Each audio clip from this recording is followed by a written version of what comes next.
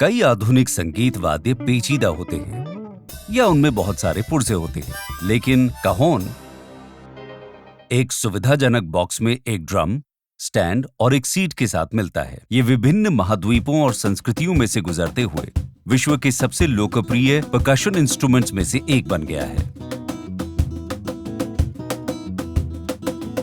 कहोन की कहानी पश्चिमी अफ्रीका में शुरू होती है, जिसके मूल निवासियों की संगीत संबंधी परंपराएं ड्रमिंग और नृत्य पर केंद्रित थीं। जब उन अफ्रीकियों को पकड़कर अमेरिका लाकर गुलाम बना दिया गया तो वो अपने साथ इस संस्कृति को भी ले आए, लेकिन अपने मूल वाद्यों के बिना उन्होंने इसका नए सिरे से निर्माण किया।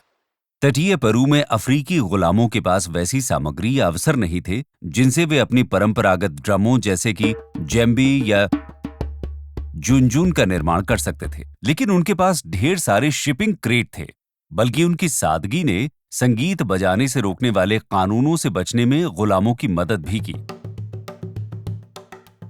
शुरुआती पेरूवी कहोन लकड़ी के 5 मोटे किनारों वाला एक सीधा साधा डिब्बा था। लकड़ी की पतली शीट से बनी छठी साइड का उपयोग बजाने के लिए किया जाता था, जिसे आमतौर पर टापा कहा जाता है। पिछली तरफ एक छेद भी बनाया जाता था जहां से आवाज बाहर निकलती थी। जैसे जैसे अफ्रीकी पेरूवी संस्कृति विकसित हुई और संगीत और नृत्य के नए रूपों जैसे कि ज़ैमाक्वेका, फेस्टेको और लैंडो का जन्म हुआ, कहोन एक समर्पित वाद्य यंत्र बन गया। आरंभिक परिवर्तनों में आवाज को नए रूप देने के लिए बस डिब्बे की पट्टियों को मरोड़ा जाता था और गुलामी की समाप्ति के बाद कहोन और भी अधिक लोगों के संपर्क में आया, जिसके बाद उसमें कई सुधार और प्रयोग किए जाने लगे। शायद यूरोपीय दर्शकों के लिए कहोन को पेश करने के लिए सबसे अधिक जिम्मेदार व्यक्ति स्पेनिश फ्लेमेंको गिटार वादक पाको de Lucia था।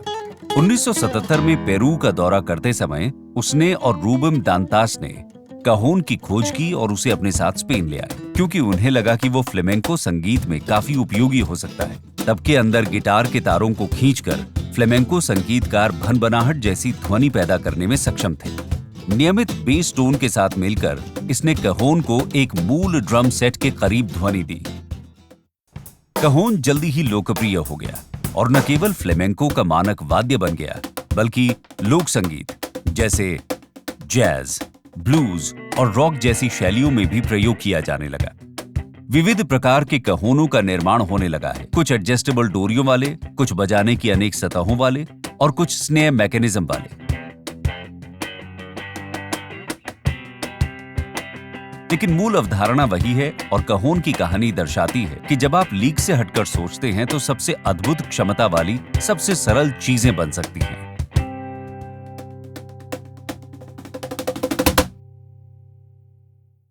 जानना चाहते हैं कि किसी वाद्य को कैसे बजाते हैं?